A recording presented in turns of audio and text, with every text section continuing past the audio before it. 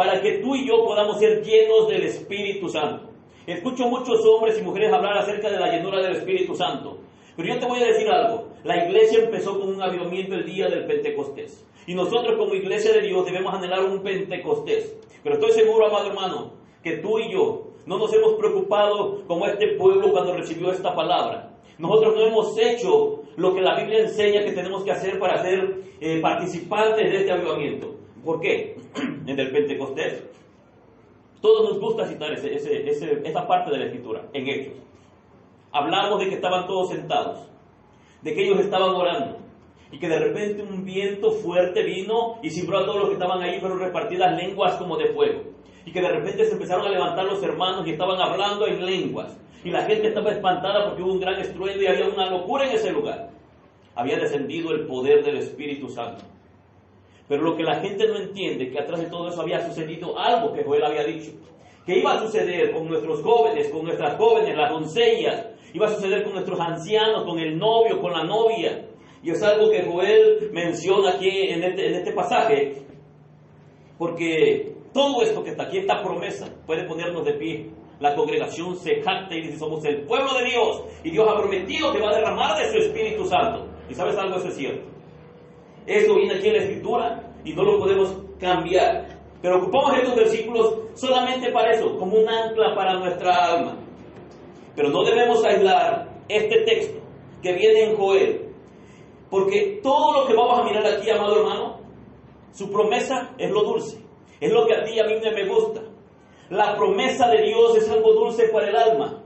Pero este capítulo, si tú lo lees completo, trae una parte amarga. ¿Qué es lo que nosotros hacemos? Quitar lo amargo y comernos lo dulce, solamente la promesa de Dios. Pero nos olvidamos de la maldición que trae este capítulo para todos aquellos que no hagan caso o que hagan caso omiso a esta parte de la Escritura que Dios ha hablado. Nosotros, amado, a veces somos selectivos. Nosotros los cristianos nos encanta tomar las promesas. Si yo preguntara, ¿no es cierto que esa promesa es para ti? Que el Espíritu Santo será derramado, que vas a ser bautizado con poder, con el Espíritu Santo y fuego. ¿No es cierto que es una promesa que Dios te ha hecho a ti? ¿Verdad que esa promesa es bonita? Pero ¿verdad que te has olvidado de otra parte que también viene en Joel? Nosotros estamos acostumbrados, amado hermano, a apartar simplemente lo dulce para comérnoslos y decir: Dios ha prometido que nos va a llenar con su Espíritu Santo y que va a derramar de su Espíritu Santo sobre nuestra vida. Pero hacemos a un lado el contexto de este capítulo, haciendo a un lado las maldiciones que también tienen este capítulo. En la Biblia no hay una orden de tomar solamente lo dulce y de dejar lo amargo. ¿Cuántos de aquí tienen hijos? ¿Cuántas veces te has sentado a comer con tus hijos a la mesa? Todo el tiempo. Todos hemos tenido un padre y algunos ya son padres y tienen hijos. ¿No es cierto que cuando pones un pastel en medio de la mesa o pones un postre en medio de la mesa y tu niño empieza a comerse el postre antes de que se come el platillo fuerte, las verduras o los frijoles o lo que va a nutrir su cuerpo? ¿Qué le dices a tu niño? Cómete todo el pastel. O le dices: cálmate, deja de comer eso, no comas tanto dulce porque aún no te has alimentado. ¿Por qué? Porque a los niños les gusta lo dulce. Al pueblo cristiano inmaduro, al pueblo cristiano que no ha madurado esa parte, que son como niños, solamente le gustan las promesas de Dios. Dios me va a guardar, Dios me va a proteger, Dios me va a bendecir. Soy como la niña de su ojo. Nada me puede tocar, nada puede tocar mi morada. La palabra del Señor enseña eso. Pero también la palabra del Señor te dice que dejes lo dulce, que aprendas a comerte lo amargo. Porque también la Biblia dice que la desobediencia es pecado, que Él no puede bendecir a un pueblo rebelde, que Él no puede dejar bendición sobre un pueblo que desobedece su palabra. Cuando tú miras a tu hijo comer dulce, tú lo frenas, porque sabes que le va a hacer daño. Cuando Dios mira que un pueblo como tú y como yo nos gusta solamente agarrar la promesa, Él nos tiene que frenar y tiene que hacernos comer lo amargo de su palabra. Tiene que hacernos entender que lo que la Biblia está prometiendo, que eso está ahí, es cierto, pero que no tenemos que sacar el contexto de por qué está haciendo esa promesa y cuándo se va a cumplir esa promesa en nuestras vidas. Punto número 1, voy a tocar el punto número 1. Cada cristiano que quiera reclamar la promesa de Joel capítulo 2, del versículo 28 al 29, debe comenzar antes en un versículo que está un poquito más atrás y es el versículo 12. Vamos a ver qué dice el versículo 12.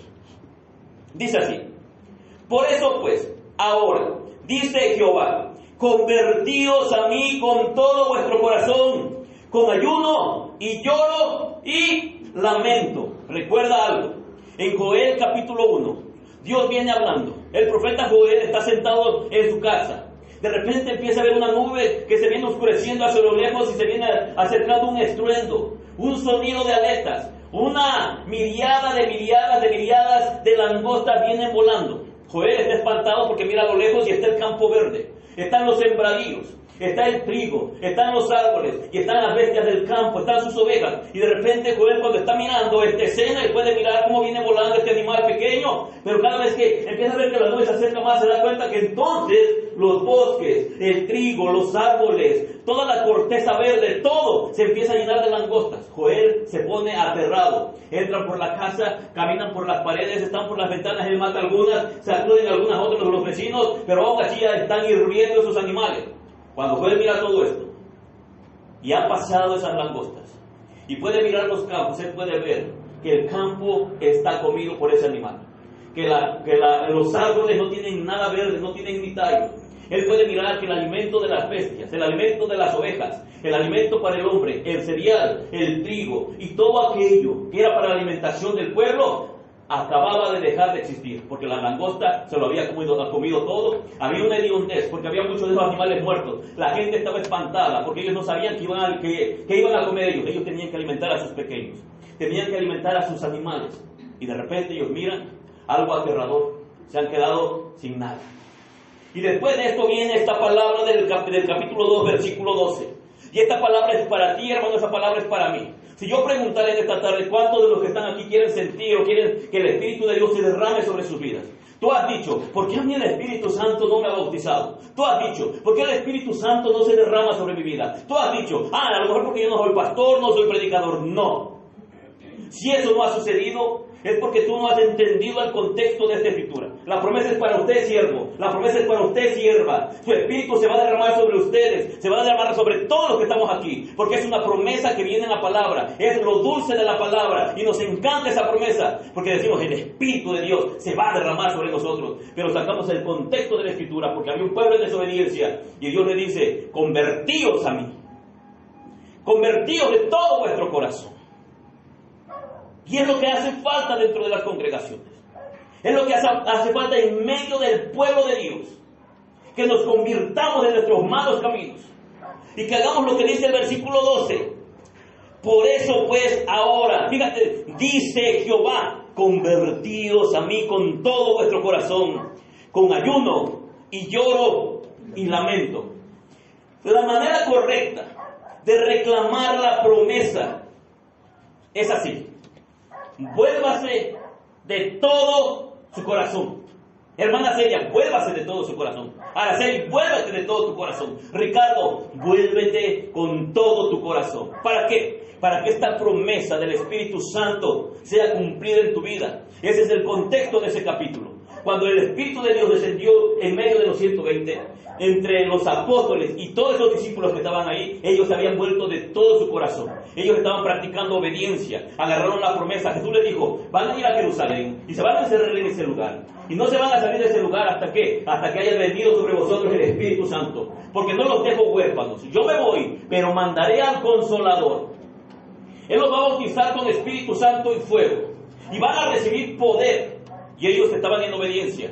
Se volvieron al Señor con todo su corazón. Y de la nada, en un momento, dice que ellos estaban sentados, pero estaban en ayuno. Estaban llorando y estaban lamentándose, como lo dice aquí el profeta Joel. Y de repente ellos estaban quebrados, llevaban 40 días encerrados en ese lugar, cuando de repente un estruendo, y en medio del estruendo se dejó sentir el Espíritu de Dios que se derramaba en ese lugar. ¿Hace cuánto tiempo que tú no sientes el derramamiento del Espíritu Santo? ¿Hace cuánto tiempo tú no has mirado que Dios toque a un joven, a un niño, y le traiga visión, traiga sueños, revelaciones? ¿Hace cuánto tiempo que no has mirado que un hombre de Dios de repente se esté orando y quebrantado en lloro y en lamento, y de repente Dios lo toque y va a hablar en lenguas? ¿Hace cuánto tiempo que no miramos ese tipo de manifestaciones del Espíritu Santo? Pues jamás, ok. ¿Sabes por qué no lo miramos? Porque hemos sacado el contexto de la palabra. Queremos el poder de Dios, queremos la dulzura de Dios, queremos su Espíritu Santo, pero nos hemos alejado de este contexto. Conviértanse a mí, dice Jehová, de todo vuestro corazón. Y dice ahí cuál es la manera, con ayuno. Si yo preguntara a la iglesia, ¿cuánto fue la última vez que ayunamos? individualmente o como grupo. Iglesia, ¿cuándo fue la última vez que lloraste amargamente, quebrantado por tu pecado? Iglesia, ¿cuándo fue la última vez que te lamentaste y dijiste, perdona, oh Jehová, el pecado de tu pueblo, perdona, oh Jehová, mi pecado? Para poder tener este avivamiento, no debe ser solamente una preocupación de una media hora de oración a la semana. No debe ser esa tu preocupación solamente en la reunión de oración del fin de semana, que es el día domingo. Pregunto, aquí tengo un músico, un hombre que ha estudiado música, un hombre que sabe lo que es la música. Y aquí tengo una mujer que está ministrando la alabanza. Le voy a hacer una pregunta al músico para que vea su respuesta. ¿Podrá una mujer que quiere ser una mujer profesional ensayar solamente una vez a la semana, media hora, para poder entregarse completamente y ser mejor cada día? ¿Podrá hacerlo? No. Si una mujer quiere ser profesional en el canto, y no hablo por la hermana, hermano, estoy haciendo referencia a una ilustración. Si una mujer quiere ser profesional en alguna área de la música, en este caso el canto de ópera, ella tiene que entregar su vida, tiene que entregar no sé cuántas horas diarias en ensayar su garganta. ¿Para qué? Para que ella pueda de verdad cantar profesionalmente, amado hermano. Si un hombre, o una mujer, o un joven quiere el avivamiento de Dios, si quiere el derramamiento del Espíritu Santo, yo te digo esta tarde, no bastan 30 minutos a la semana de adoración. No basta congregarse solamente un día a la semana. No basta nada de eso, porque para que el Espíritu de Dios pueda derramarse necesitamos estar la iglesia congregada y, hermano, adorando al Señor, y como dice la palabra del Señor, con ayuno, con lamento y con llanto, quebrantados. Hace la palabra del Señor, enseña todo esto. ¿Cómo es posible? Si un joven o una joven quiere ser excelente tocando una guitarra, si esta joven o ese joven toca solamente media hora una vez a la semana, jamás va a lograr ser profesional en lo que va a hacer. Jamás va a poder hacer lo que ella quiere. Se va a quedar con el deseo y con el anhelo. Si un cristiano quiere la llenura del Espíritu Santo, si un cristiano quiere ser bautizado con el poder del Espíritu Santo, no bastan 30 minutos a la semana. No basta que te congregues solamente un día a la semana. Y no basta que solamente los días de reunión nos tiremos de rodillas y pidamos, oh Señor, derrama de tu Espíritu y avívanos en medio de estos tiempos malvados. No se puede. No podemos. ¿Por qué? Porque lo enseña la Escritura. El avivamiento empezó en Pentecostés, con 120 hombres y mujeres llenos del Espíritu Santo. Y a lo largo de la historia podemos encontrar ciertos avivamientos, y donde el Espíritu de Dios se derramaba, los hombres eran transformados, el ambiente era transformado, la gente sabía que algo estaba pasando en ese lugar. ¿Por qué? Porque cambiaba la atmósfera a causa del poder de Dios manifestándose en cada hombre y en cada mujer, ahí donde ellos estaban, y era notorio. Pregunto, ¿alguna chica se convertiría en profesional ensayando media hora a la semana, hermano? No. ¿Algún cristiano puede darse lleno del poder de Dios y del Espíritu Santo orando media hora a la semana? No, es imposible. ¿Podrá el hombre o la mujer conocer la Escritura de principio a fin? Pero si ese hombre y esa mujer no puede vivir esa palabra y no puede entender que Dios quiere hacer algo con él, pero que el secreto está en Joel capítulo 2, versículo 12, ese hombre va a morir solamente anhelando ser lleno del Espíritu Santo. En Joel capítulo 2, versículo 12, están los ingredientes para reclamar la promesa de Dios. Si de nuestra parte no obedecemos estas cosas, ¿cómo podemos pedirle a Dios que nos llene? ¿Cómo podemos pedirle, Señor, haz tu parte en mi vida? Y podemos citar el versículo: Dios es poderoso para hacer todas estas cosas en nosotros. Sí, pero el versículo no termina ahí. Conforme al poder que obra en nosotros. Y el poder que obra en nosotros es el poder del Espíritu Santo. Pero ese poder del Espíritu Santo somos nosotros quienes lo limitamos. Si tú no obras, si no te quebrantas, si no te vuelves a ir con todo tu corazón, con lloro, con ayuno y con llanto, créeme, hermano, puedes pasar 20 años en el cristianismo, 50 años y partir de este mundo sin saber qué es el bautismo del Espíritu Santo, la llenura del Espíritu Santo. ¿Por qué? Porque aquí tenemos en la palabra lo que tenemos que hacer. La exhortación adicional de Joel es algo que muchos no han entendido. El pueblo de Dios en el tiempo antiguo, cuando moría alguien se rasgaba la vestidura, cuando cometían pecados se rasgaban la vestidura, se ponían silicio, se echaban ceniza sobre su cabeza, y así estaban. Recuerda que Nínive es anunciada por el profeta Jonás, que dentro de 40 días y 40 noches Dios iba a destruir esa ciudad. De repente Jonás va pregonando por las calles y va dando el mensaje que dentro de 40 días y 40 noches Nínive será destruida. Pero de repente llega a oídos del rey. El rey sabía que había un Dios de misericordia. Y este rey manda y da la orden. Todos los animales, escucha bien, todos los animales, el padre de familia, la esposa, los hijos y aún el que mama, todos se me ponen en silicio. Todos vamos a ayunar y vamos a ver si Dios nos perdona. Vamos a ver si logramos que la misericordia de Dios se derrame. 120,000 personas fueron salvas a causa de que un hombre tomó la decisión, invitó al pueblo y dijo, nadie va a comer, nadie va a beber nada, vamos a estar en ayuno y vamos a quebrantar nuestros corazones. Era fácil rasgar las vestiduras, era fácil ponerse ceniza sobre la cabeza, era fácil vestirse de silicio. Eso hacía referencia a que había luto, que había duelo, que había dolor, que estaban tristes. Pero qué difícil, porque lo habían hecho como un rito. Algo pasaba, se rasgaban. ¿Por qué? Porque esto lo puede hacer cualquier hombre, pero Joel deja el ingrediente esencial y dice, a Dios no lo podemos engañar. Puedes aparentar que estás triste por la falta de unción. Puedes aparentar que estás preocupado por la falta del fuego del Espíritu Santo. Pero no basta con que aparentes, no basta con que rasgues tus vestidos. No basta con que te pongas ceniza en tu cabeza y te vistas de iglesia y estés triste y le digas al hermano, se siente triste hermano que la presencia de Dios no desciende en este lugar. No basta eso. Joel agarra y les dice algo más en el versículo 13. Fíjate lo que dice el versículo 13. Rasgad pues vuestro corazón y no vuestros vestidos y convertíos a Jehová vuestro Dios, porque misericordioso es y clemente, tardo para la ira y grande en misericordia, y que se duele del castigo. Joel ya sabía que el pueblo se iba a rasgar las ropas.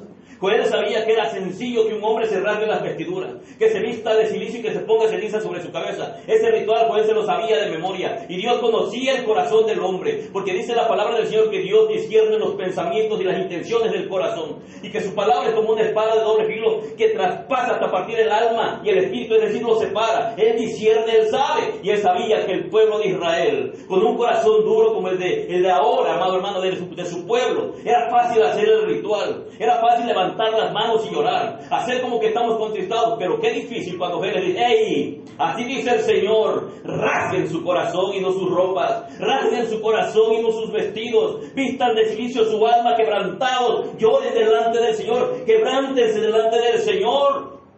Y eso viene aquí en Joel.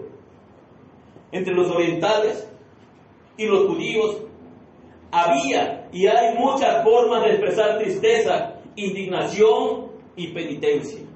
Los judíos se arrodillaban en oración o se postraban dándose golpes de pecho, o como la ilustración de Joel, ellos rasgaban sus vestidos, se ponían ceniza y se vestían de silicio, y eso cualquiera lo podía hacer. ¿Recuerdas? Está un hombre publicano y está un fariseo, y el publicano está triste, ¿y qué hacía? Dice que no quería levantar la mirada al cielo, pero teníamos ahí un hombre que estaba haciendo el ritual, pero que estaba rasgando su corazón verdaderamente. Jesús mismo dijo, ¿quién creen que se fue justificado? ¿El publicano o ese fariseo? Y dijo, yo les digo desde ahorita, el publicano, porque él rasgó su corazón. El otro hombre tenía vestiduras y él pudo haberlas rasgado, pero su corazón, la condición de su corazón, no estaba aplicando lo que dice Joel capítulo 12 y versículo 13. Tú puedes tener el rito, tú puedes venir cada sábado o cada domingo, o cada vez que va a haber servicio, e incluso puedes orar solamente porque te toca predicar, porque te toca ministrar la alabanza, porque te toca cantar, y eso, hermano, se puede convertir en un rito. Pero literalmente te puedo decir esto: es difícil que un hombre o una mujer tenga una vida de oración disciplinada, que un hombre o una mujer tenga una vida de comenzar a meditar en la palabra y entender lo que la palabra tiene. Recuerda esto, somos pobres, y muchos de nosotros aparecemos en Apocalipsis, donde dice, tú tienes fama de rico. Tú piensas que no tienes necesidad, porque te has enriquecido, tienes carro, tienes casa, tienes el alimento en tu casa, pero tú eres un pobre, eres un desventurado. Tú necesitas comprar oro refinado de mí y vestiduras para cubrir tu desnudez, porque tienes fama de que vives, pero estás muerto. Dios podría fácilmente poner su dedo sobre nuestras narices, sobre nuestra frente, y decirnos, ese hombre, esa mujer, eres tú. Hermano, debemos de dolernos, debemos de entender lo que Joel está diciendo aquí. Este rito lo puede hacer cualquiera. Cualquiera puede venir el domingo y levantar las manos y llorar. Cualquiera puede venir y decir, voy a danzarle al Señor porque estoy agradecido. Pero pocos hombres y pocas mujeres pueden tener un compromiso en su casa y en la iglesia. donde de verdad están buscando la presencia del Señor y la llenura del Espíritu Santo, y que estén quebrantando y rasgando su corazón con lloro, con lamento y con ayuno. Pregunto, ¿no es cierto que tú no has hecho eso? ¿No es cierto, Ricardo, que tú tampoco lo has hecho? ¿Desde cuándo no has ayunado? ¿Desde cuándo no has quebrantado tu corazón? ¿Hace cuánto que tus lágrimas no corren por tu mejilla? ¿Hace cuánto, amado hermano, que no te has quebrantado delante de la presencia del Señor, como lo menciona Joel? Pero ¿verdad que tú has agarrado esa promesa? Hermano, la Biblia dice que en los últimos tiempos derramará de su Espíritu Santo. Que mis hijas van a tener visiones, van a tener sueños. Que las siervas y los siervos van a ser llenos. Toda carne va a ser llena del poder del Espíritu Santo. La pregunta es, ¿y por qué no sucede? La pregunta es, ¿y por qué no lo miramos en nuestras congregaciones? ¿Por qué? Porque hemos sacado de contexto la Escritura. Nos comemos la miel porque es sabrosa, es deliciosa, pero agarramos lo amargo, agarramos el quebrantamiento, el ayuno y el llanto y lo tiramos a la basura y decimos, eso no. Y el Padre tiene que decirle a sus pequeños inmaduros, te tienes que comer esto. Porque si tú no te lo comes, jamás vas a sentir mi presencia, ni vas a sentir mi llenura, ni vas a conocer verdaderamente al Dios al cual tú sirves. Te pregunto, ¿alguna vez has anhelado al Espíritu Santo?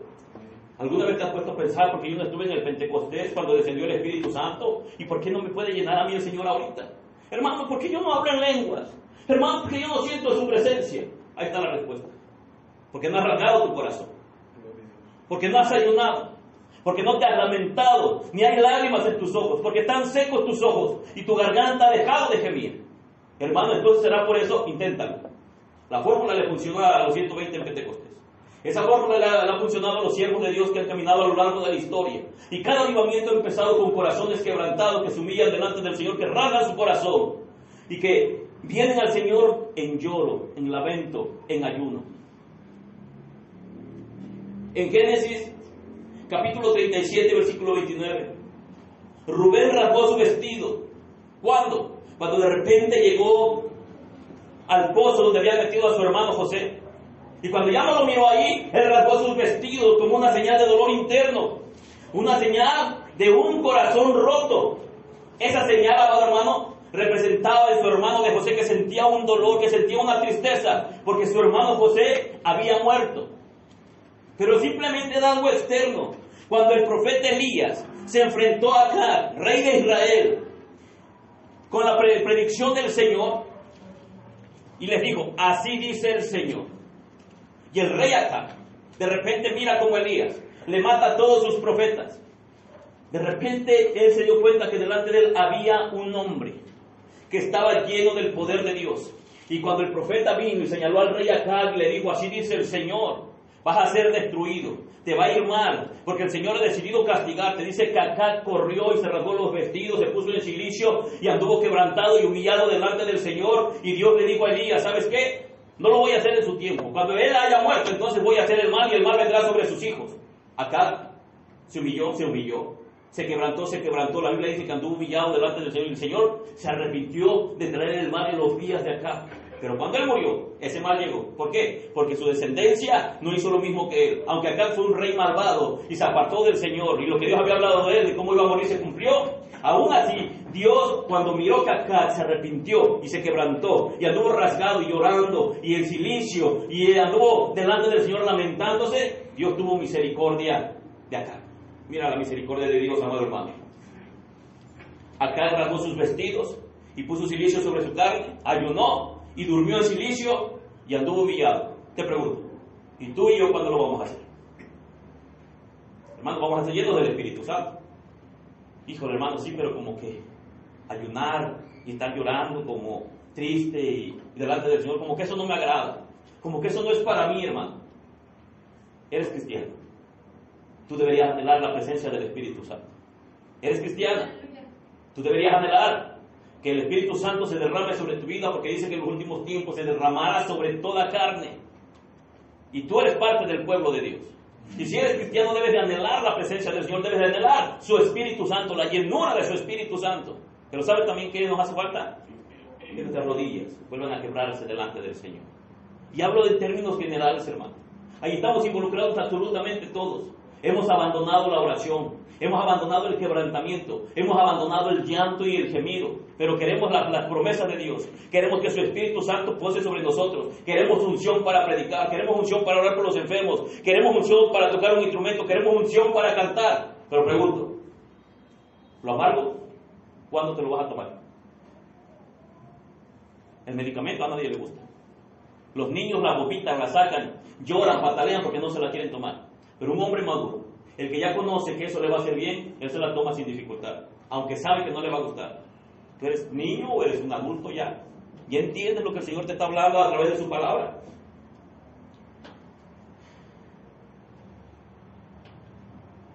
Acá entendió que si hacía eso, Dios iba a tener misericordia de él.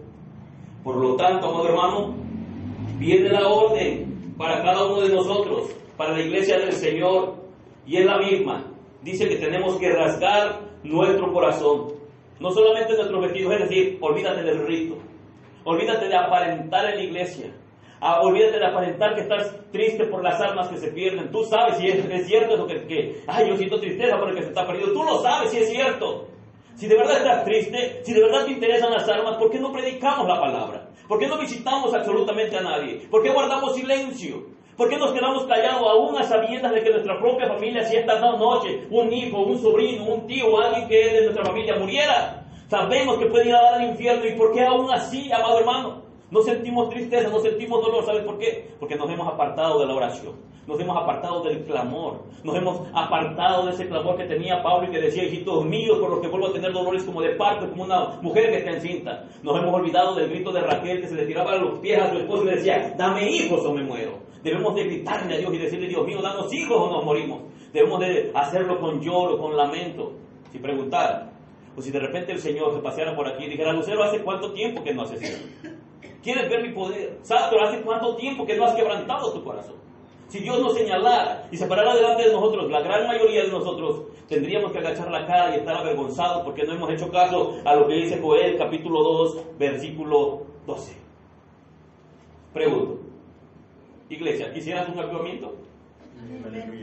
¿De verdad? ¿Y cuánto vamos a hacer lo demás? ¿Cuándo vamos a venir a comernos lo amargo? ¿Cuándo vamos a reclamar solamente las promesas? Y seguir justificando. Es que Dios en su tiempo, hermano, no hay que apresurar los tiempos de Dios. El día de salvación es hoy. Te lo he dicho, el día de mañana le pertenece a Satanás. Hoy es el día de salvación.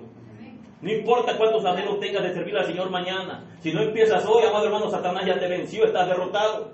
No importa cuántas intenciones tengas todos los días. Este año le voy a servir al Señor. Empieza ya. Ya viene diciembre y las promesas de muchos hombres y mujeres. Este año vamos a prometer que vamos a orar más. Olvídate de eso. Tenemos que empezar a rasgar nuestro corazón. Y tenemos que hacerlo ya. Tenemos que correr a la presencia del Señor y rasgarnos, como dice la palabra del Señor. Rasguemos nuestro corazón por la convicción del Espíritu Santo.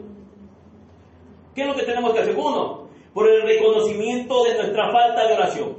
Siendo sinceros, hermano. Tú eres capaz de reconocer que te hace falta oración. ¿O estás conforme con la poca oración que tienes? Tú sabes, de verdad, hermano, porque tú lo sabes, porque yo lo sé. ¿Cuánta falta nos hace orar? Debemos confesárselo al Señor y reconocerlo. No es solamente reconocer que fallamos y que pecamos. Todos los días tú oras, estoy seguro. Todos los días le pides perdón al Señor. Pero si le pides perdón y no estás dispuesto a apartarte del pecado, tú estás jugando con la gracia. Si cada vez que te postras, Dios mío, perdóname porque hice mi mañana, Dios mío, perdóname porque lo volví a hacer, y no te esfuerzas por apartarte del pecado que tú sabes que es pecado, y la falta de oración es pecado, porque en primera de Samuel dijo: Dios mío, no permitas que yo deje de orar con este pueblo pecando contra ti. El simple hecho de orar por tu hermano, por el pueblo de Dios, por la iglesia, por tu pastor, hermano, es pecado delante del Señor. ¿Por qué? Porque así lo dice la Escritura. Confesemos que tenemos más hambre por lo material que por lo espiritual. Hermano, mira las sillas.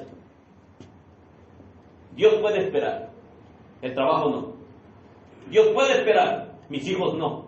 Dios puede esperar. Mañana es día de servicio. El domingo también puedo estar. Y no solamente este día. Tenemos más hambre por las cosas materiales. Nos preocupamos por lo que perece. Y nos olvidamos de nuestra alma. Por lo que es eterno. Hermano, ¿qué está diciendo? No lo digo yo, lo dice la Escritura. Y nosotros, amado hermano, Joel menciona, y si ustedes están preocupados, miren ya a la langosta de morado, pero quieren ser bendecidos, aquí está la solución. Vengan al Señor, quebrántense delante de Él, y verán si no deja bendición tras de ustedes, hasta que sobreabunde.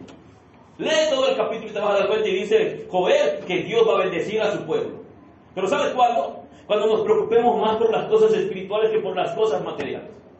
El hombre está más preocupado de verdad por su trabajo, por sus negocios. Hermano, yo sé que necesitamos trabajar, yo sé que necesitamos dinero, que tenemos deudas. Y si murieras esta tarde, como quieras, esas deudas ahí se van a quedar. Y si murieras esta tarde, ese dinero no te va a servir. Y si murieras esta tarde, Dios conoce nuestras intenciones y Dios sabe nuestras necesidades. Pero el hombre necesita confesarle al Señor que está más preocupado por las cosas materiales que por las cosas espirituales. Te pregunto, ¿no es tu caso? Qué silencio, ¿verdad, hermanos? Reconozcamos que nos gusta más la compañía de otros hombres que la compañía de Dios. ¿Qué estoy diciendo? Nos gusta estar con los hermanos platicando y tomando café. Nos gusta estar en las fiestas. Nos gusta estar conviviendo con los demás. Pero qué poquito nos gusta estar platicando con el amado. Qué poquito nos gusta sentir o estar en la presencia del Señor cada día, cada instante, cada segundo, cada minuto, acostado, despierto, caminando, manejando, trabajando.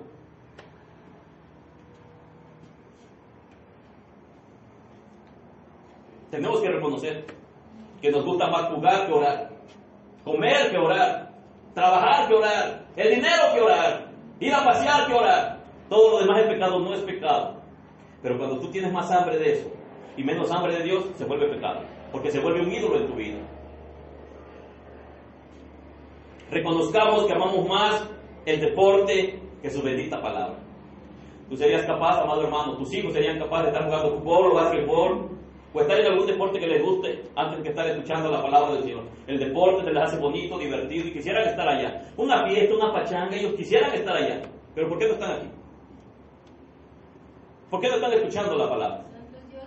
Porque ellos tienen hambre de cosas materiales, pero no tienen hambre de la palabra del Señor. Y tenemos que reconocerlo, que nuestro corazón está más inclinado a todas aquellas cosas que a la bendita presencia del Señor. Y es por eso que Joel manda y dice: vuélvanse a mí de todo su corazón. No dejen la mitad de su corazón allá y tráiganme otro pedazo. No, vuélvanse de todo su corazón, que yo sea tu prioridad, que yo sea de verdad el número uno en tu vida. ¿Quién de ustedes podría levantarse y decir: de verdad, hermano Ricardo, que Dios es el primero en mi vida? Qué difícil, porque tus palabras y mis palabras podían gritarlo, subirte a la azotea y decirle: Dios es el primero en mi vida. Pero tus acciones y lo que tú haces, a lo que le dedicas más tiempo, eso es tu prioridad. De verdad, hermano, porque así lo dice el Señor en su palabra. En el versículo 13 se nos ordena: vuélvanse al Señor. Ana Laura, vuélvete al Señor. Jenny, vuélvete al Señor. Celia, vuélvete al Señor. Es una orden. Vuélvanse, volvámonos al Señor. En algún lugar nos alejamos, porque si no, Dios no estaría diciendo: vuélvanse a mí. En algún momento nos desviamos, nos alejamos de su camino, nos alejamos de la oración, nos alejamos de la palabra, nos alejamos de congregarnos. Algunos de ustedes antes no se perdían un solo servicio, preferían dejar su negocio, su trabajo, la escuela, cualquier otra cosa, antes que perderse un día en la presencia del Señor. Algunos de ustedes antes podían decir: es mejor estar un día en tus atrios que mil años fuera de él. Algunos de ustedes antes podían decir: yo no me pierdo el servicio hoy, aunque predique el hermanito que casi ni le entiendo, pero algo Dios me va a hablar. Ustedes estaban ahí, hermano. Pero ahorita, hermano, qué fácil nos puede detener algo. Cualquier cosa.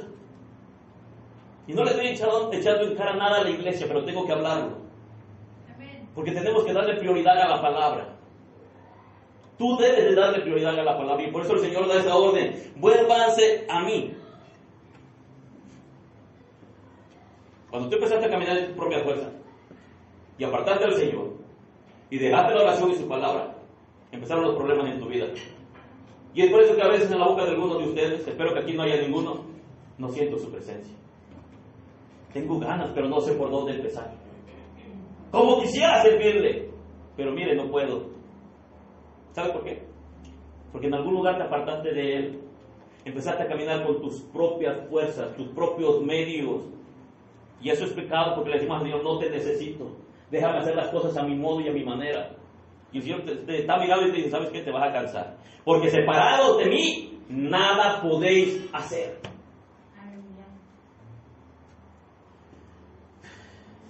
Cuando el rey David entristeció al espíritu y se dio cuenta de ello, oró en el Salmos capítulo 51 de la siguiente manera. Fíjate cómo oró David. Tú te lo sabes de memoria. Pero esa oración creo que muchos de nosotros tendríamos que hacerla. Dice, arrepentimiento y plegaria pidiendo purificación. Ten piedad de mí, oh Dios, conforme a tu misericordia. Conforme a la multitud de tus piedades, borra mis rebeliones. Escucha, lávame más y más de mi maldad y límpiame de mi pecado. David diciendo esto, porque yo reconozco mis rebeliones y mi pecado está siempre delante de mí. Contra ti solo he pecado y he hecho lo malo delante de tus ojos, para que seas reconocido justo en tu palabra y tenido por puro en tu juicio. Ok, David reconocía que se había alejado en alguna parte. David se dio cuenta que en alguna parte se alejó del Señor y empezó a caminar en sus propias fuerzas.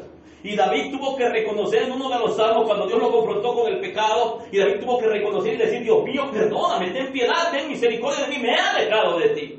Borra mis rebeliones, he cometido pecado contra ti que eres el Santo de Israel. Ese hombre que oraba en la mañana, mediodía y por la tarde, de repente está en una posición en la cual ya no estaba haciendo lo mismo. Ese hombre que meditaba en la palabra y que decía que se deleitaba en la palabra del Señor de día y de noche. Ahora tenemos un hombre que está pidiendo perdón porque en alguna parte de su camino se alejó del Señor. Empezó a caminar con sus propias fuerzas. ¡Oh, qué desastres! Deja caminar fuera de la presencia del Señor. ¡Oh, cuántos corazones heridos va a haber! El que se aleje del Señor va a sufrir las consecuencias, va a llorar a solas. El que se aleje del Señor, de repente va a ser como un árbol seco y va a necesitar nuevamente que las aguas de Dios empiecen a refrescar sus raíces para que empiece a reverdecer. Y como dice el Salmos capítulo 1, será como árbol plantado junto a corrientes de aguas, que da su fruto a su tiempo y su hoja no cae, y todo lo que hace prosperará. Pero qué terrible cuando el hombre se aleja de la palabra del Señor. Qué terrible cuando un hombre o una mujer, amado hermano, se aleja de la bendición de estar escuchando la palabra del Señor. Jamás va a reverdecer. Al contrario, se va a empezar a secar sus huesos, va a empezar a marchitarse su corazón, y van a perder el deseo por la presencia del Señor. Y va a llegar un momento, cuando llegue la hora difícil, el momento difícil, que no van a saber cómo acercarse a su presencia. Y van a tener que orar como David, reconociendo que han pecado delante del Señor. Te pregunto, ¿verdad que es difícil reconocer eso? Aún a sabiendas que tú y que yo nos hemos alejado de una parte del camino. ¿Verdad que aparte de eso también nos duele? Y ¿verdad que tú te has dado cuenta que a veces has querido ser lleno, has querido sentir su presencia, has querido reverdecer y dar fruto y no puedes? ¿Sabes por qué? Porque es necesario que las aguas frescas de su palabra vuelvan a humedecer las raíces secas, que eres tú y que soy yo. Sansón era otro siervo de Dios, pero Sansón no se dio cuenta cuando el Espíritu de Dios se había apartado de él. Tal vez tú eres como David, que sabes que Dios está enojado contigo y que tú sabes que en alguna parte te alejaste de su camino, pero tal vez eres como Sansón, que piensas que Dios todavía está contigo y te está respaldando. Pero dice que Sansón, amado, de repente en Jueces capítulo 16, vamos a ver qué dice Jueces capítulo 16, versículo 20. Dice así: y le dijo, Sansón, los filisteos sobre ti. Y luego que despertó él de su sueño, se dijo, escucha lo que dijo Sansón, esta vez saldré como las otras y me escaparé. Pero él no sabía que Jehová ya se había apartado de él. Mas los filisteos le echaron mano y le sacaron los ojos y le llevaron a Gaza y le ataron con cadenas para que muriese en la cárcel. Sansón pensó, esta vez me vuelvo a escapar como en otras ocasiones. Sansón pensó, el Espíritu de Dios está sobre mí. Pero Sansón no se dio cuenta, amado hermano. David lo notó y se dio cuenta que el Espíritu de Dios estaba triste y que él necesitaba arrepentirse. Y él empezó a orar y pidió una plegaria. Pero Sansón no se dio cuenta y pensó que Dios todavía lo estaba respaldando. Y cuando él quiso, Dios no estaba con él. Cuando él mentía, Dios lo respaldaba. Y cuando él le reveló la verdad a esta mujer, el Espíritu de Dios se apartó de él. Y de repente le sacaron los ojos. Apartarse de Dios siempre trae consecuencias. A David le costó lágrimas amargas. Le costó enterrar a 2 de sus hijos. Le costó que la espada estuviese sobre su familia. Le costó que una de sus propias hijas fuera violada por uno de sus propios hijos. a causa de apartarse del Señor, a causa de caminar en sus propias fuerzas. Seamos como David. No seamos como Sansón. Date cuenta de tu estado. Ricardo, date cuenta de tu estado. No te dejes llevar. No intentes avanzar y caminar con tus propias fuerzas porque vas a fracasar. Sansón fracasó. Sansón ya no fue prosperado. Lo pusieron en una cárcel. La Biblia dice que el que comete pecado, esclavo es del pecado. Sansón cometió pecado. Pero a él no tuvo la oportunidad como David. A él le sacaron rápidamente los ojos sus enemigos y se burlaron de él. Y Sansón en el último momento de su vida le permiten pararse a un lado de dos columnas y él se arrepiente y clama al Señor y Dios le da la oportunidad de ser destruido o de destruir a sus enemigos, pero le costó la vida. Él tuvo que morir juntamente con sus enemigos. Y David, amado hermano, reconoce su pecado y Dios todavía le da la oportunidad que arrime el material que se iba a usar para construir el templo, el cual construyó su hijo Salomón. Para la mayoría de los cristianos, el ayuno está afuera, las lágrimas están fuera y el duelo están fuera. Estos ingredientes, amado hermano, fuera de nuestras vidas, no pueden provocar avivamiento en nosotros.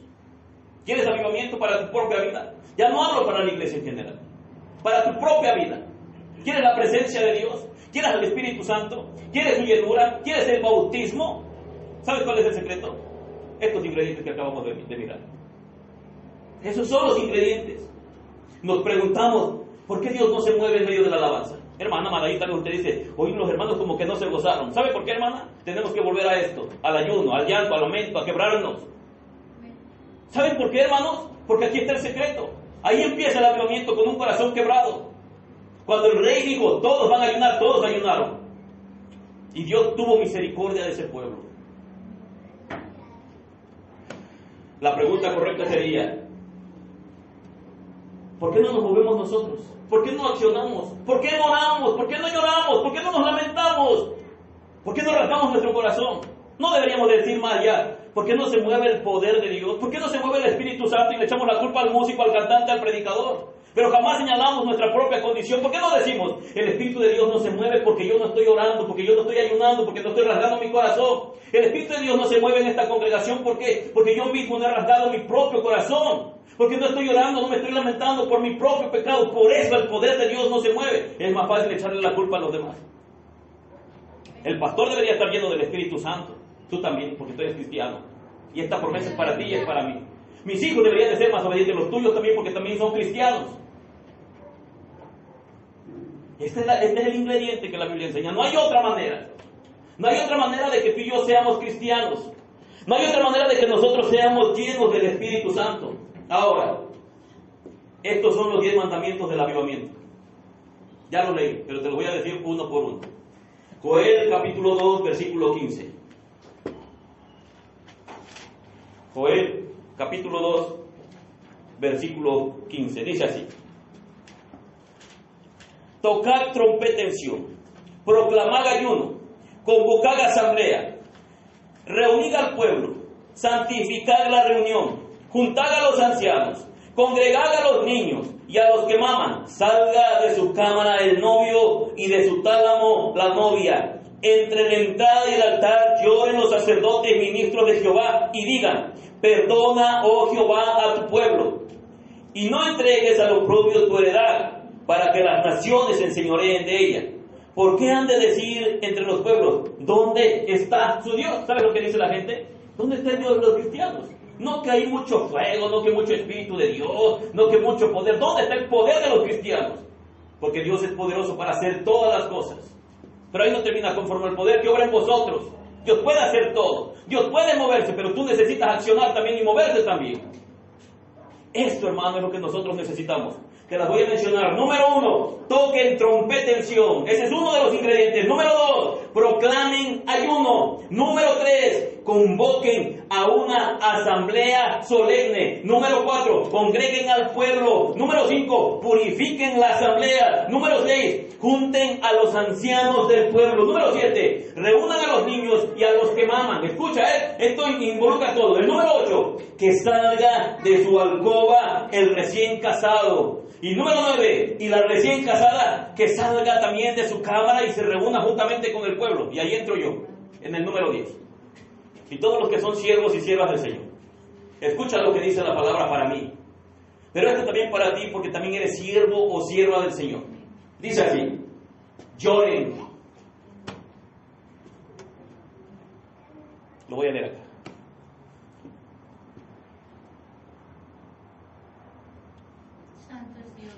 Dice así: entre la entrada y el altar, lloren los sacerdotes, ministros de Jehová, y digan: perdona, oh Jehová, a tu pueblo.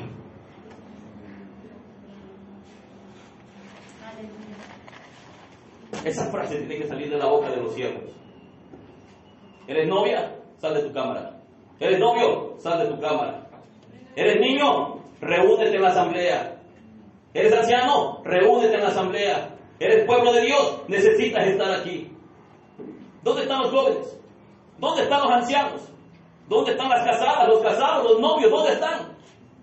Reúnanse y santifiquen la reunión. Y a los sacerdotes, a los que ministramos, y digan: perdona, oh Jehová, a tu pueblo. Llora, dice, entre la entrada y el altar. Lloren, rasguen sus corazones, quebrántense delante del Señor. El cuerno del carnero sonaba y el pueblo se juntaba. Y todos ellos, amado hermano, santificaban la reunión. Los ministros de Jehová eran los que empezaban, pero tenía que estar el niño que mama, el niño ya que camina, el joven, el novio y la novia, y los ancianos del pueblo. Y todos ellos tenían que estar quebrados para que Dios pudiera manifestarse en esos lugares. En tiempos de guerra o enfermedad, hemos escuchado a las personas orar con más preocupación por su piel, por su carne. ¿Estás enfermo? Está bien que ores. Pero te pregunto, así como oras para que Dios te sane, así como oras para que Dios te saque de la angustia, así mismo oras para que el Espíritu de Dios se manifieste y te llene. Cuando estás enfermo te acuerdas de Él y te quebrantas y le pides que sane tu carne, que sane la carne de tus hijos.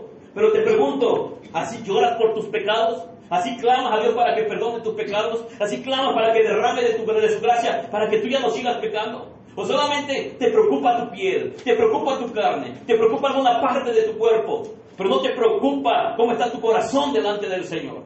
Yo escucho peticiones todos los días. Hermano, ore, mi hijo está enfermo. Hermano, ore, mi hija está enferma. Hermano, ore, fulano se está muriendo. Hermano, ore. Pero jamás escucho oraciones o peticiones de oración que me digan: pastor, ayúdame a orar para que yo me arrepienta de mis pecados. Pastor, necesito que se ponga a orar conmigo porque me siento mal delante del Señor y necesito arrepentirme. Jamás escucho ese tipo de petición. Todo el mundo preocupado por sus finanzas. Todo el mundo preocupado por su carne, por su piel, por sus huesos. Todo el mundo llorando por eso. Pablo decía: diga el fuerte débil soy, decía, como dice la palabra del Señor. Porque Pablo decía que mientras más débil era, más fuerte era. Porque en medio de esa debilidad, Dios lo estaba fortaleciendo. Y él tenía un aguijón, él estaba enfermo, pero Pablo entendió lo que tú no has entendido, lo que yo no he entendido. Él por un momento se preocupó por su piel, se preocupó por ese malestar en su carne. Y Dios le dijo: hey, Pablo, deja de pedirme eso, preocúpate por tus pecados, arrepiéntete de todo eso y pídeme que te dé fuerza para que mates cada uno de ellos. Y Pablo dijo: esto me es suficiente, su gracia me es suficiente, su gracia es suficiente para mí. 3 veces he orado al Padre que quite este aguijón de mi vida, que me sane. Estoy enfermo, estoy muriendo. Y el Padre me ha dicho: bástate mi gracia, mi poder se perfecciona en tu debilidad. Joel llama a través de la Escritura. La pregunta es: ¿qué responderemos nosotros?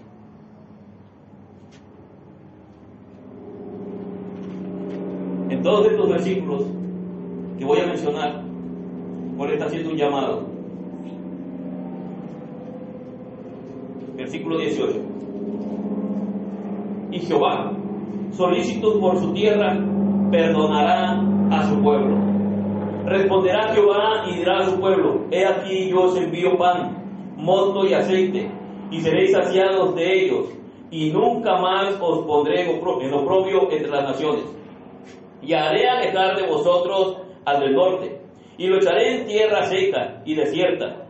Su faz será hacia el mar oriental y su fin al mar occidental, y exhalará su poder, su hedor, y subirá su pudrición, porque hizo grandes cosas. Versículo 25 dice así: y os restituiré los años que comió la oruga, el saltón, el revoltón y la langosta, mi gran ejército que envié contra vosotros. El versículo 28 dice así: y después de esto derramaré de mi espíritu sobre toda carne, y profetizarán vuestros hijos y vuestras hijas, vuestros ancianos soñarán sueños, y vuestros jóvenes verán visiones. Y el versículo 30 dice así: y daré prodigios en el cielo y en la tierra, sangre y fuego y columnas de humo. Desde aquí se revela la misericordia del Señor. Pero ¿cuándo va a suceder eso? Cuando nosotros hagamos lo que dice el versículo 12. Lo que dice del versículo 12 en adelante. La promesa es: derramaré de mi espíritu sobre toda carne. Pregúntate si el Espíritu Santo se ha derramado sobre ti. Hazte esa pregunta. Pregúntate cuánto tiempo llevas en el cristianismo. Y si esa promesa es para ti, ¿por qué no ha llegado a tu vida? Tienes que responderte. Tienes que saber que hay un motivo por el cual esto no ha sucedido. Dios es fiel y lo ha prometido. Dios todavía dice: pruébame ahora. Pruébame ahora. Pruébame ahora. ¿Has probado a Dios? Hermano, eso es pecado. Pruébalo en esa parte. Quebrántate. Rasga tu corazón. Llora. Lamenta. Y te pregunto, si Dios no cumple la promesa de derramar su Espíritu Santo sobre ti. Ponte sobre tus pies, por favor.